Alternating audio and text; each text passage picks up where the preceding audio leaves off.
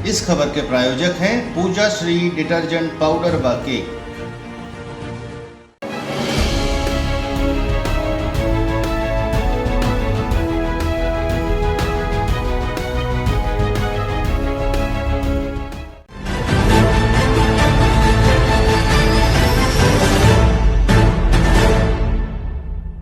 नमस्कार, मैं हूं केशव तिवारी और विशाल खबर के चर्चित चेहरे कार्यक्रम में आज हमारे बीच मैहर के स्थापित नेता मनीष पटेल जी हैं। मनीष पटेल मैहर से 3 बार विधानसभा का चुनाव लड़ चुके हैं और राजनीति इन्हें बिछौने में मिली है। इनका पूरा घराना राजनीति में स्थापित रहा है। तो आज हम चर्चित चेहरे कार्यक्रम में मनीष पटेल जी से बातचीत करेंगे। तो मनीष जी, बहुत बहुत स्वागत है आपका हमारे स्टूडियो में। धन्यवाद भाई। मनीष जी, आप 3 बार विधानसभा का चुनाव लड़ चुके हैं जी, और अलग अलग पार्टियों से लड़ चुके हैं जी। पिछला चुनाव आप जो लड़े वो बसपा से नहीं लड़े, नहीं, और अभी आप फिर बसपा में शामिल हो गए जी। क्यों? बसपा में शामिल होने के पीछे की वजह थी, तमाम पार्टियां थीं, लेकिन आपने बसपा को ही क्यों चुना? क्योंकि मेरा राजनीतिक जीवन की उत्पत्ति जो थी वो बहुजन समाज पार्टी से ही हुई थी 2013 में। जब मैंने अपना राजनीतिक कैरियर प्रारंभ किया, सर्वप्रथम मेरे ज्वाइनिंग बहुजन समाज पार्टी में ही हुई। कुछ कारणवश 2018 में प्रयास किया गया था, लेकिन टिकट नहीं मिल पाई थी। बहुजन से भी प्रयास किया गया था पर नहीं मिल पाई टिकट, इसलिए हम निर्दलीय लड़ गए थे। इसको ऐसा समझें क्या कि आपको कांग्रेस से टिकट मिलने की संभावना नहीं थी, भारतीय जनता पार्टी से टिकट मिलने की संभावना नहीं थी, इसलिए आप बहुजन समाज पार्टी में चले गए? क्योंकि आपको ये मालूम था कि बहुजन समाज पार्टी से अगर हम पहले से अपना हिसाब किताब बैठा लेंगे तो हमें टिकट मिल जाएगी, क्योंकि बसपा से आपका पुराना याराना था, तो कुछ पुरानी पृष्ठभूमि ऐसी तो बिल्कुल भी कोई बात नहीं थी जी, क्योंकि निरंतर हमारे संपर्क में कांग्रेस के लोग भी थे जी और बीजेपी के भी थे। यहाँ तक कि इनके सुप्रीमो आदरणीय कमलनाथ जी से भी हमारी मुलाकात हुई, उन्होंने बुलाया था, और आदरणीय शिवराज जी ने भी बुलाया था, उनसे भी मुलाकात हुई। ऐसा नहीं है कि टिकट की बारी थी तो हम इसमें गए। और अभी भी जो बसपा ज्वाइन हुई, जब ज्वाइनिंग हुई है आदरणीय प्रदेश अध्यक्ष जी से ज्वाइनिंग हुई और उसमें प्रभारी जी भी थे, तब भी यही बात बोल के ज्वाइनिंग की, मैं सदस्यता के लिए आया हूँ, सदस्य हूँ। टिकट मिले ना मिले वो सेकेंडरी इशू है, जिसको बसपा टिकट देगी उसके साथ हम रहेंगे। तो अच्छा, अब आप कब तक बसपा में रहेंगे? मैंने अगर टिकट नहीं मिली तब भी मैहर से अगर आपको टिकट नहीं मिली तो जिस तरीके से आप पिछली बार बहुजन समाज पार्टी छोड़ करके निर्दलीय चुनाव लड़े थे, इस बार भी आप निर्दलीय चुनाव लड़ सकते हैं? बिल्कुल भी नहीं होगा ऐसा। और अब मेरा आगे का पूर्णतः जीवन बहुजन समाज पार्टी में ही सदस्य के रूप में रहेगा। आज की तारीख में बहुजन समाज पार्टी का प्रभाव न सिर्फ मध्य प्रदेश, न सिर्फ विंध्य प्रदेश, बल्कि पूरे देश में जो भी था, जहां मैंने जहां से मूल थी बहुजन समाज पार्टी, उत्तर प्रदेश में, तो बहुजन समाज पार्टी का प्रभाव करीब करीब जो पुराना था उससे काफ़ी, मतलब जिसको कहते हैं ना कि बिल्कुल सबसे निचले पायदान पे है आज बहुजन समाज पार्टी। जब बहुजन समाज पार्टी में कुछ बचा नहीं, ऐसे में आप बहुजन समाज पार्टी में जा करके क्या माने, क्योंकि क्या सोच के जा रहे हैं आप बहुजन समाज? ये बात आपने बिल्कुल सही बोली, क्योंकि मेरा कहीं भी राजनीति में या बहुजन में जाने का कारण चुनाव लड़ना नहीं था जी। और बहुजन समाज पार्टी बेसिकली एक आइडियोलॉजी है जी।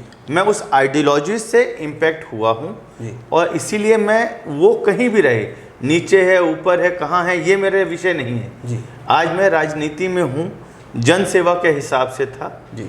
जन सेवा तो कहीं भी रह के की जा सकती है, पर ये जो अति पिछड़ा वर्ग होता है उसका वास्तव में देखा जाए तो शोषण लगातार होता चला जा रहा है। इसलिए मैंने इसमें आने का निर्णय लिया। ये बात मैंने नहीं सोची कि सरकार किसकी बनेगी किसकी नहीं बनेगी, बहुजन टिकट देगी नहीं देगी, यूपी में इतने बुरे परिणाम आए तो यहाँ पे क्या होगा, ये बात दिमाग में है ही नहीं। आपने अभी कहा कि हम सेवा करना चाहते हैं। बिल्कुल। आप जब चुनाव आता है तो आप बाहर आ जाते हैं, मतलब जब चुनाव 6 महीने बचता है या 1 साल बचता है तो आप क्षेत्र में दिखाई पड़ने लगते हैं, और जब चुनाव लड़ लेते हैं या चुनाव खत्म हो जाता है तो 4 साल आप पूरी तरह से गायब हो जाते हैं। ये आपके ऊपर एक बड़ा चिर परिचित आरोप है। हो सकता है कोई अगर आपका बहुत क्लोज मित्र होगा या आपका कोई जो राजनीति में आपसे संवाद खुल के करता होगा तो हो सकता है वो ये बात वो भी आपसे कहता हो कि आप 4 साल गायब रहते हैं, जब चुनाव आता है तो आप। अगर कोई मेरा क्लोज मित्र होगा तो वो ये बोल ही नहीं सकता है, क्योंकि मेरा परिवार मेरा कारोबार क्षेत्र मैहर ही है।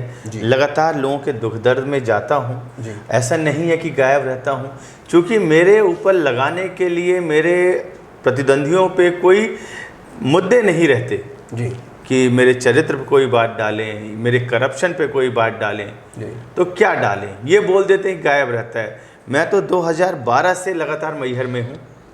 लेकिन अब ये लोग, होता क्या है, क्योंकि चुनाव आ गया और 3 चुनाव में जनता के आशीर्वाद से वोट का प्रतिशत अच्छा रहा, तो लोगों को लगता है कि ये फिर चुनाव लड़ेगा। जबकि मैंने अभी किसी चैनल में किसी व्यक्ति से नहीं बोला कि मैं चुनाव लड़ने के लिए आ रहा हूँ, ऐसा बिल्कुल भी नहीं है। आप 3 बार चुनाव लड़े और सम्मानजनक वोट मिले जी, लेकिन हारे। आपने कभी मूल्यांकन किया कि मेरी हार की वजह क्या है?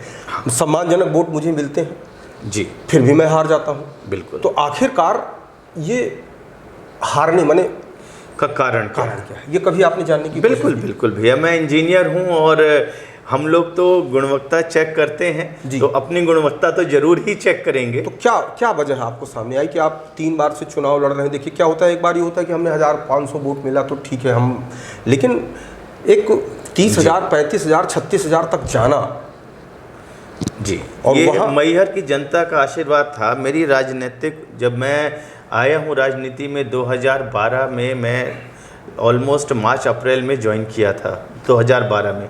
2013 में चुनाव लड़ा था, तब जनता ने असीम प्यार दिया और मैं 40,200 वोट से पाया जनता के आशीर्वाद से। लेकिन प्रथम चुनाव था, बहुजन समाज पार्टी से चुनाव था, जिस दल में ज़्यादातर लोग जुड़े हुए नहीं थे जी, तो उस दल में अगर हम इतना पहुँचे तो वो जनता का प्यार ही था। बिल्कुल। उसके बाद क्या हुआ कि मध्यवर्ती चुनाव आ गए, हमारे विधायक जी ने दल छोड़ दिया, वो जीते 3-4 हज़ार वोट से जीते थे त्रिपाठी जी, फिर उन्होंने दल छोड़ के बीजेपी चले गए जी, और फिर मध्यवर्ती चुनाव आया।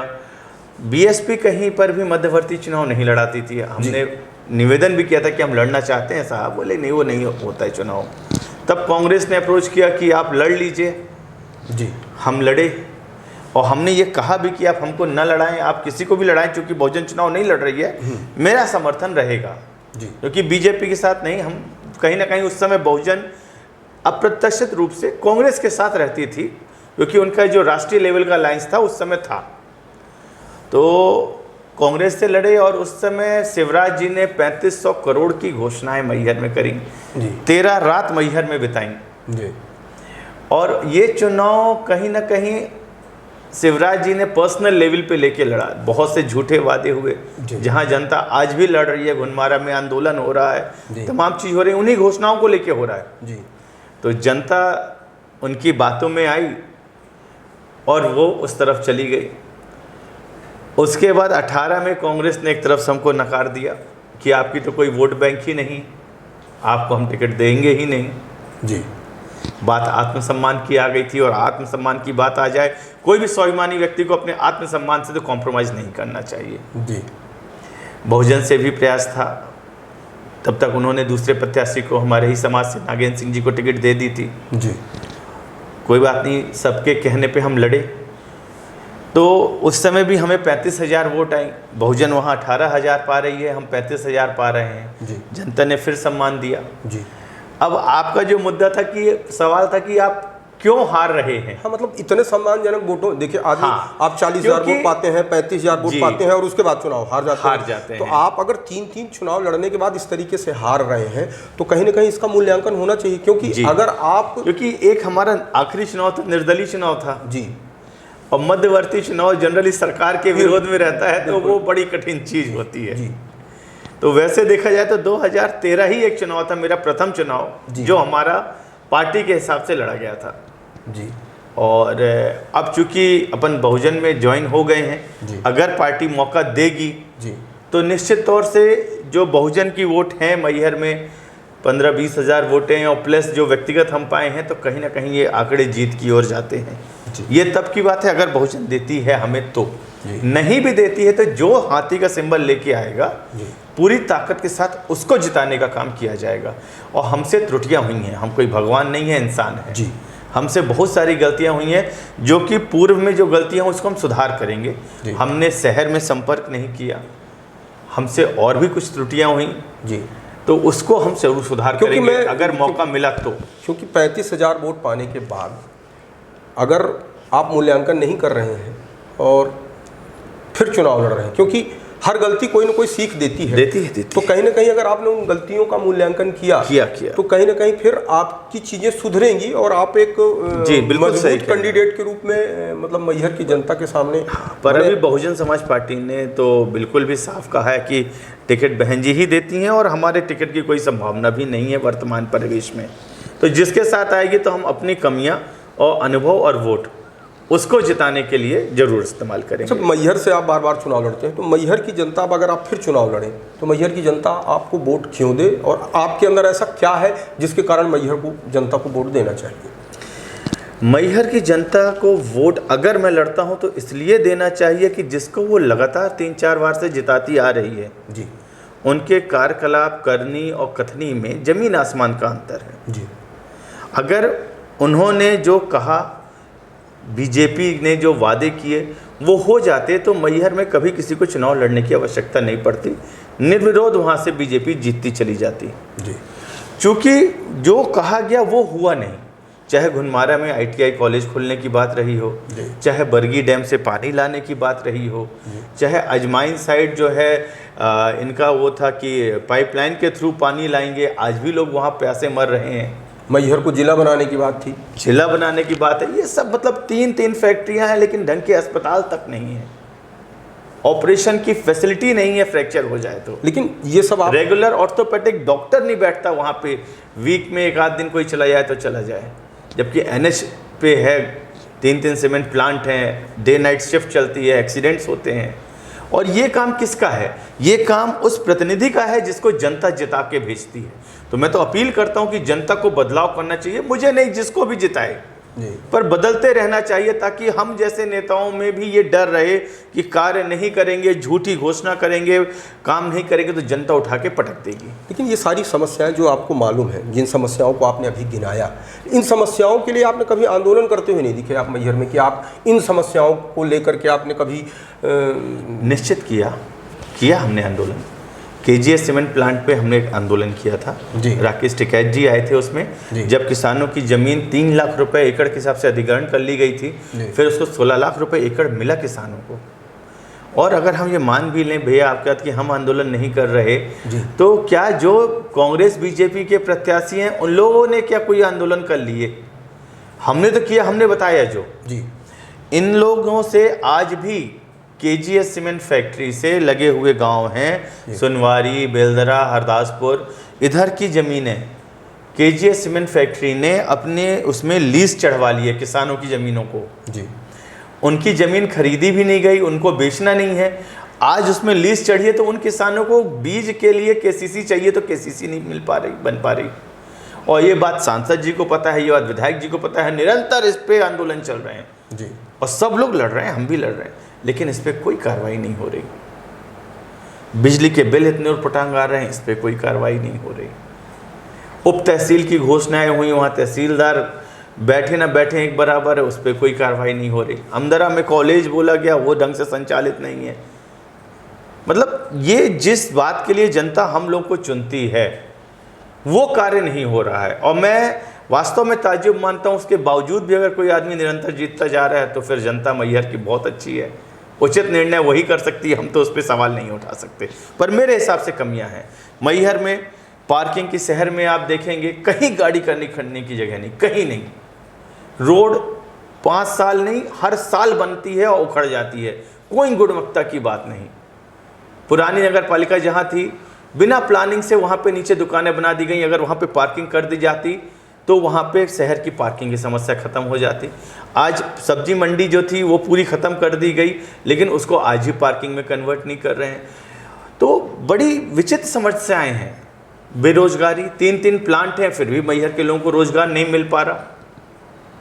पढ़े लिखे युवकों को वहाँ भटकना पड़ रहा है दलाली के लिए, उनको मोटरसाइकिल में भागना पड़ता है। आप जाइए दर्शन करने, लोग आते हैं एकदम मोटरसाइकिलें लाइन से लग जाती हैं, 10-10 किलोमीटर दूर से मैंने लोग दलाल पीछे लग जाते हैं, एक्सीडेंट होने का डर। और सब पढ़े लिखे युवा लड़के हैं, इनको मतलब कुछ कार्य ना मिलने के कारण ये है। और इसका कारण है हमारे सांसद, हमारे विधायक, ये लोग अपना, इनका पेट इतना खुद का बड़ा है कि ये वहाँ पे फैक्ट्रियों में इन लोगों की हक की लड़ाई नहीं लड़ पा रहे। और नहीं लड़ पा रहे तो दो ही कारण हो सकते हैं, या तो इनके स्वयं के काम चल रहे हैं या मोटी रकम वहाँ से आ रही है। भाई अगर धूल धड़का और ज़मीनें हमारे लोग की जा रही हैं तो नौकरी भी तो मैहर वासियों को मिलनी चाहिए जी। वो बाहरी आके करें और हम लोग धूल रख कर खाएं। आज जब क्लिंकर खुलता है, लाखों टन ऐश उड़ती है, पूरे आजू बाजू खेती चौपट हो गई है। इस बात की लड़ाई नहीं, क्या करें? इन मुद्दों को लेके मैं जनता के सामने आया हूं। अच्छा, आपने कांग्रेस क्यों छोड़ी? कांग्रेस क्यों छोड़ी? कांग्रेस छोड़ने का कारण ये था 2018 में इनके झूठे वादे, बावरिया जी से लेके कमलनाथ साहब से लेके सारे बड़े नेताओं ने मुझसे कमिटमेंट किया था जी, और कि हम 18 में आपको चुनाव लड़वाएंगे चाहे परिस्थिति जो हो, क्योंकि मैं 16 का चुनाव नहीं लड़ना चाहता था, उपचुनाव जी। इनका कहना था कि पार्टी जिसको उपचुनाव लड़ाती है उसको मेन चुनाव लड़ाएगी। नहीं भी लड़ाती तो दुख नहीं होता केशव भैया। दुख तो ये हो गया कि जब हमारे आत्मसम्मान में इनने हमला किया और कह दिया कि तुम्हारी कोई वोट नहीं है। आज भी यूट्यूब में मेरा पड़ा इंटरव्यू, पहले इंटरव्यू में ये कहा था कि मैं क्या इतना बड़ा बेईमान हूँ कि अपनी खुद की वोट भी खुद को नहीं डालता हूँ क्या? मैं ये ढूंढने निकला हूँ, इसलिए मैं निर्दलीय चुनाव लड़ा था कि कम से कम एक वोट तो मिल जाएगी। पर कारवां बढ़ता गया, वोट बढ़ती गई और एक वोट से वो 35,000 वोट पहुँच गई। अगर उस समय कोई भी कांग्रेस के नेता चर्चा करते, आश्वासन देते कि हम तो हैं, पर लोग मिलना भी जरूरी नहीं समझे, इस बात का ठेस था। मैंने ऊपर के लेवल में भी कांग्रेस में सिर्फ माने उपयोग करो और फेंको, उपयोग करो हुआ, और फेंको। हुआ। आप तो पूछ सकते हैं, मैं तो आपके पास रिकॉर्डेड बयान है मेरा जी। उन लोग से आप पूछ सकते हैं, मैं तो सबके दरवाजे गया था, मिलना तक जरूरी नहीं समझा। फिर आपने किस बेस पे हमको लड़ा दिया? हमारा क्यों हमें बहुजन से छुड़ा के आप कांग्रेस में ले आए? हम रहे आते बहुजन में, हम तो मना किए थे। हाँ, जबकि हमें ये मालूम था कि उपचुनाव जो होता है वो सरकार का चुनाव होता है। जब शहीद होना था उस समय जब भी, गर्दन उस समय भी श्रीकांत चतुर्वेदी जी थे, उस समय भी धर्मेश घई जी भी थे। हाँ, तो क्यों नहीं दे दिया? मैंने कहा था उनको आप लड़वाइए ना भाई, बहुजन तो उपचुनाव नहीं लड़ती, तो बहुजन का वोट कहीं ना कहीं कांग्रेस के साथ ही जाता है जी। तो हम लोग तो हैं ही आपके साथ। तो जब शहीद करना था तो मनीष पटेल को शहीद कर दिया, और जब च्यवनप्राश खिलाना था तो दूसरे को बुला करके च्यवनप्राश खिलाया। भैया 35,000 निर्दलीय पाया था, कांग्रेस की तो 20-25,000 वोट रही होंगी। अगर कांग्रेस से लड़ता तो क्या मैं विधायक नहीं होता? निश्चित इस समीकरण पे तो लोगों को गौर करना चाहिए। तो मनीष जी, आपने कभी भारतीय जनता पार्टी में ट्राई किया? नहीं, मैंने तो ट्राई नहीं किया, लेकिन भारतीय जनता पार्टी के द्वारा मुझे बुलाया जरूर गया था और मैं गया था जी। आदरणीय मुख्यमंत्री, उस समय पूर्व मुख्यमंत्री थे शिवराज सिंह चौहान जी, उनने बुलाया था और मीटिंग हुई थी बाकायदा। जब नारायण त्रिपाठी जी और शरद कोल जी ने क्रॉस वोटिंग कर दी थी कांग्रेस में, कांग्रेस की सरकार थी जी। उस समय वो चाहते थे कि मैं बहुजन समाज बीजेपी में आ जाऊँ, ज्वाइन कर लूँ, और उनका इशारा कहीं ना कहीं यही था कि अगर ये जाते हैं तो आपको यहाँ से लड़ाया जाएगा। आपके बारे में एक आरोप लगता है कि आप एक संपन्न व्यवसायी हैं, संपन्न व्यक्ति हैं, तो बहुजन समाज पार्टी की टिकट को आप खरीद लेते हैं और फिर चुनाव लड़ जाते हैं जी। क्या इस बात में कितनी सच्चाई है? नहीं, टिकट की खरीद फरोख्त तो कहीं नहीं होती। अगर ऐसा होता तो हमारे बाजू के ही सीट में छंगेलाल कोल जी चुनाव लड़ते हैं जी, वो तो बहुत ही गरीब स्थिति में हैं जी, तो वो कहाँ से खरीदेंगे जी? ऐसी बातें बिल्कुल भी नहीं है। बहुजन समाज पार्टी कभी कोई टिकट नहीं बेचती। कुछ बहुजन समाज पार्टी के लोग ये कहते हैं कि जो शहरी सीट होती है जी, उस सीट को, उस टिकट को ये बेच करके अपना पार्टी का फंड मैनेज करते हैं। तो सतना जिले के अंदर जैसे सतना सीट हो गई, मैहर सीट हो गई, इन सीटों को बेचने के आरोप लगते हैं। नहीं, ये लोग फिर बहुजन समाज पार्टी के हो ही नहीं सकते, क्योंकि बहुजन समाज पार्टी की कोई ऐसी आइडियोलॉजी ही नहीं है 100% टिकट बेचने की। टिकट बेचने तो अगर टिकट बेचने की माने आइडियोलॉजी नहीं है जी, तो मैं सतना की ही बात कर रहा हूँ, जी जी मैंने जी। देश की बात नहीं करूँगा। बिल्कुल बिल्कुल। सतना में बहुजन समाज पार्टी ने अपने विशुद्ध कार्यकर्ता को कभी चुनाव नहीं लड़ाया। पहले घनश्याम गोयल को लड़ाया, वो पार्टी में नहीं थे। फिर रामलाल सिंह जो कांग्रेस से आए उनको चुनाव लड़ाया, फिर धर्मेश चतुर्वेदी को चुनाव लड़ाया, फिर अनिल अग्रहरी शिवा को चुनाव लड़ाया, फिर पुष्कर सिंह जी को। माने ये कोई भी व्यक्ति जो थे वे बहुजन समाज पार्टी के कार्यकर्ता नहीं थे। लेकिन अब अगर ये कार्यकर्ता नहीं थे तो फिर इनको टिकट कैसे मिले? तो फिर तो ये एक बात हर एक दल के लिए लागू होनी चाहिए, ऐसा मुझे लगता है। नहीं, हर दल में तो कहीं ना कहीं माने एवरेज 70% होता है? 80% लोग अपने कार्यकर्ताओं को ही क्या होता है, जैसे कांग्रेस और बीजेपी के जो दल हैं, इसमें भी आप देखें तो टिकट भी अंतिम छोर वाले व्यक्ति को कभी नहीं दी जाती जी, उसी को दी जाती है जो संपन्न हो या चुनाव का वहन कर सके चुनाव। जबकि ये पार्टियों के पास तो सदैव से सत्ता रही जी। तो ये हो सकता है, मान सकता हूँ कि बहुजन समाज पार्टी कम से कम इतना तो देखती होगी कि आदमी चुनाव लड़ने के लिए संपन्न है कि नहीं, माने लड़ने लायक है कि नहीं। हाँ, कि वो चुनावी खर्चा उठा सकता है कि नहीं, ये हो सकता है। ये मेरी निजी राय है जी। क्योंकि जब त्रिपाठी जी ने कांग्रेस छोड़ा जी, हमसे 2013 में कांग्रेस से जीते थे जी, फिर वो बीजेपी चले गए, तो क्या बीजेपी में मैहर में कोई प्रत्याशी नहीं था क्या? ऐसे ही राम खिलावन जी अमरपाटन वाले जो आज मंत्री हैं, ये भी बहुजन जब छोड़े तो क्या उस समय अमरपाटन में कोई बीजेपी का कार्यकर्ता नहीं था? ऐसे ही कांग्रेस में सिद्धार्थ कुशवाहा जी जब यहाँ से विधायक हैं, ये भी तो बहुजन समाजवादी से लोकसभा लड़े थे और फिर कांग्रेस से टिकट पाए, तो क्या यहाँ पे कांग्रेस का कोई कार्यकर्ता नहीं था? तो ये चीज़ मुझे नहीं लगती कोई भी दल खरीद फरोख्त की बात करें। मुझे लगता है कि संपन्नता देखी जाती होगी, क्योंकि इतने बड़े विधानसभा क्षेत्र होते हैं कि लड़ने के लिए आदमी अंतिम छोर तक तो पहुंच सके, चुनाव को मैनेज कर सके। अच्छा, आप विधायक क्यों बनना चाहते हैं? आप कहते हैं हमें समाज सेवा करनी है, समाज सेवा। बिल्कुल। तो विधायक बिना विधायक बने समाज सेवा नहीं की जा सकती? समाज सेवा कर सकते हैं, लेकिन योजनाओं का लाभ आप नहीं दिलवा सकते। आज अगर हमारे मैहर में अस्पताल में कमियां हैं, ओटी नहीं है बड़े, गायनेकोलॉजिस्ट अच्छे नहीं हैं, या रोडों की समस्या है, या स्कूलों की समस्या है, कॉलेजों की समस्या है, ये तो सरकारी एलोकेशन फंड से होगा। आम आदमी आप मदद के रूप में मदद कर सकते हैं, लेकिन जो मेन डेवलपमेंट का काम है वो सरकारी पैसे से होता है, और सरकारी पैसा भी तो जनता का ही पैसा होता है जो कर से अपन देते हैं। लेकिन फिर उस समय आप बहुजन समाज पार्टी से चुनाव लड़ेंगे। हाँ, ये बात बिल्कुल निश्चित है कि बहुजन समाज पार्टी की प्रदेश में सरकार नहीं बनने वाली। तो जब प्रदेश में आपकी सरकार नहीं होगी तो फिर आपके पास एक बहुत चिर परिचित बात होगी कि हमारी सरकार नहीं है तो हम कुछ कर ही नहीं पा रहे हैं। ऐसा तो हो ही नहीं सकता, क्योंकि पहली बात तो ये है कि इस बार की परिस्थिति, मैं नहीं, जनरल टीवी के सर्वे आ रहे हैं कि स्पष्ट बहुमत किसी की नहीं है और अच्छे प्रत्याशी रहेंगे बीएसपी के, तो निश्चित तौर से बीएसपी की साझेदारी रहेगी सरकार में, और जो भी विधायक होगा, ऐसा कभी नहीं होता है कि 230 में से 230 सीट बीजेपी जीती हो या कांग्रेस जीती हो। सबके विधायक आते हैं, तो अगर जहाँ पे कांग्रेस के विधायक हैं, क्या वहाँ सरकारी योजनाओं के काम नहीं होंगे? ये तो व्यक्तिगत विधायक की गट्स होती है। दुर्भाग्य हमारे मैहर का, आप देखिए, विधायक बीजेपी का, सांसद बीजेपी का, सरकार बीजेपी की, घोषणा बीजेपी के मुख्यमंत्री ने करी और आज तक वो लागू अमल नहीं करवा पाए। तो ये नियत का खेल है। लोग बिंद बिंद का विकास की बात करते हैं, हमारे समझ में नहीं आता। बिल्कुल बिंद का विकास होना चाहिए, मैं विरोध में नहीं हूँ भाई। आप अपने मैहर का तो विकास करा लो पहले, फिर बिंद की बात करना, फिर बिंद की बात करना। आपने मैहर के लिए 3500 करोड़ की घोषणा कराई, वो आप लागू नहीं करा पाए, और आज आप बिंद की बात कर रहे हैं। आज तक आप एक अच्छा ऑपरेशन थिएटर नहीं दे पाए मैहर में, अच्छा आप पार्किंग के इंतजाम नहीं दे पाए, मूलभूत सुविधाएं लोगों को नहीं दे पा रहे हैं जो सरकार से आ रही हैं। आपकी क्या योगदान रहता है मैहर के कार्यक्रमों में? क्रिकेट टूर्नामेंट करा देना या कोई भजन कार्यक्रम करा देने से विकास नहीं होता। क्यों नहीं मैहर सीमेंट में, केजीएस सीमेंट में और रिलायंस सीमेंट में आम पब्लिक काम पा रही? क्यों कुछ पर्टिकुलर विशेष लोगों के ही ट्रांसपोर्ट के काम चलते हैं, कुछ पर्टिकुलर लोगों को ही केवल माइनिंग मिलती है?